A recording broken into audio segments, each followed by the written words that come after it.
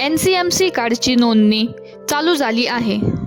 सध्या हे कार्ड चालण्यात आलेले नाही, मात्र भविष्यात हे कार्ड बंधनकारक असणार आहे व भविष्यात जर तुमच्याकडे हे कार्ड नसेल तर पूर्ण भाडे स्वीकारले जाईल।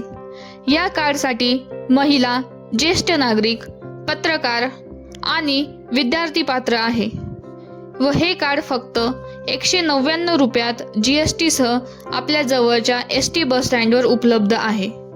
कार्ड काढण्याकरिता आवश्यक असणारी कागदपत्रे: महिला व ज्येष्ठ नागरिक करिता आधार कार्ड, दिव्यांग व्यक्तींसाठी ओळखपत्रे, विद्यार्थ्यांसाठी सरळ क्रमांक व इतर व्यक्तींसाठी मोबाईल OTP आवश्यक आहे।